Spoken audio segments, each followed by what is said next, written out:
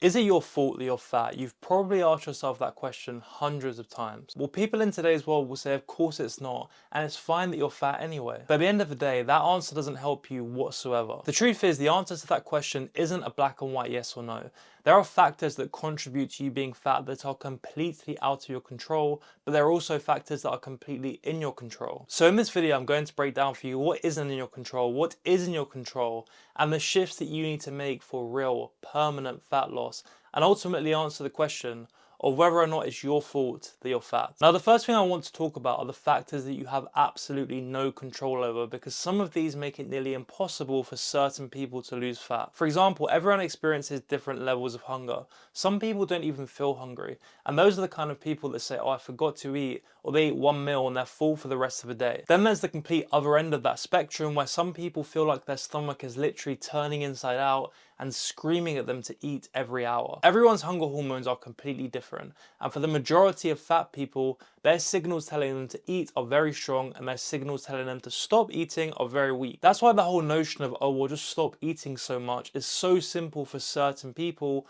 but for some people that's incredibly difficult to do. Unfortunately, there's nothing you can really do about your natural level of hunger, and that's why it's in the bucket of things you cannot control. Then there's your metabolism, and let me just make this clear. It's not that certain people have fast metabolisms and certain people have slow metabolisms. Yes, there is some variance in that, but it's nowhere near what people make it out to be. You've definitely heard people say, oh, I can just eat whatever I want, and because my metabolism is so fast, I don't gain fat. And you've also probably heard people say, I don't eat that much, but because of my slow metabolism, I just put it all on as fat. But what people don't really think about is that they are eating more or less than they actually think. However, when you do diet, your body does adapt. And for some people, when they start eating in a calorie deficit, their body starts conserving energy through the mechanism of less subconscious movement. So they fidget less, spend more time sitting, and their step count drops. So even if you're eating the same amount of calories as someone else who is losing fat, you may be burning less calories because your body is trying to protect you by slowing you down so that you retain your fat stores. Another factor that's entirely out of your control is your genetic fat distribution pattern. Some people lose fat evenly throughout their whole body, and they are lucky because the majority of people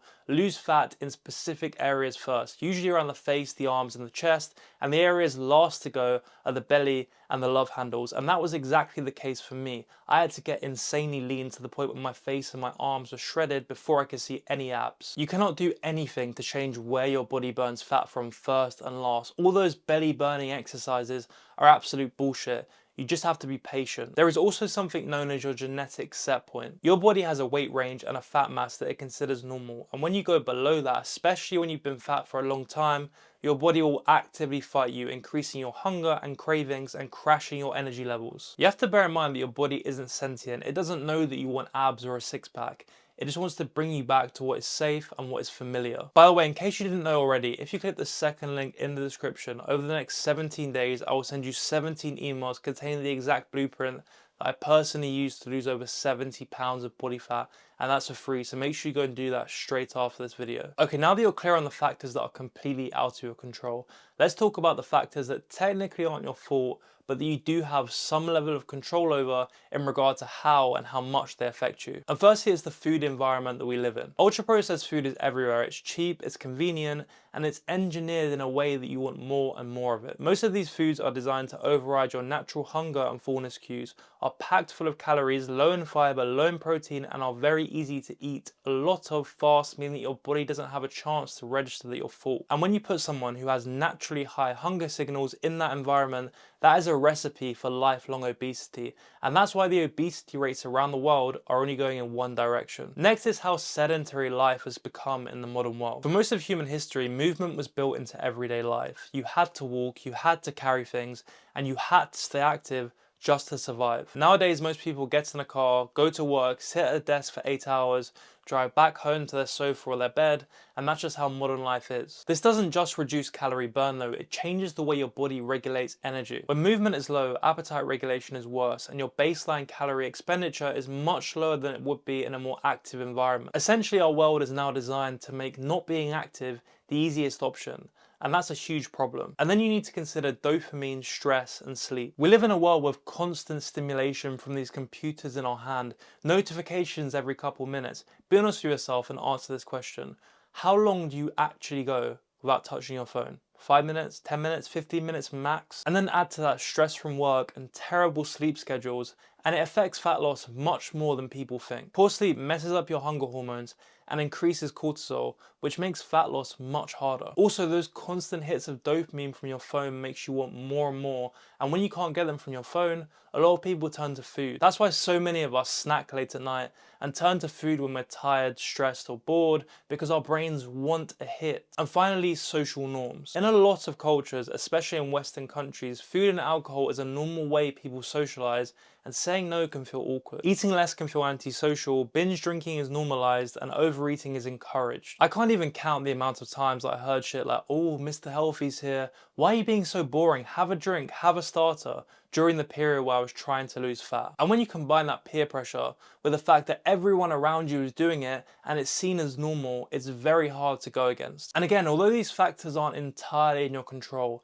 you cannot blame your weight on it and use it as an excuse, because at the end of the day, it's your responsibility. And with that being said, let's talk about the factors that are entirely in your control. Let's start with one of the biggest ones, and it's your food environment at home. Look, like I said earlier, you cannot control the outside world, but you can control what goes in your fridge and what goes in your cupboards. If your kitchen is full of snacks, sweets, crisps, and alcohol, then every single day you are relying on willpower to make sure that you don't overeat. But when you're tired, you're stressed, you're bored, you had a long day at work, that willpower is going straight out the window. No one can resist 365 days a year. I tried myself so many times, but believe me, no matter how deep I buried that ice cream in my freezer, under the frozen veg, under the frozen fruit, whenever I came home from a shitty day at work, it would be eaten within minutes. Whereas if your food environment at home is set up in a way to where eating high protein, low calorie, whole foods is the easiest thing to do, then guess what?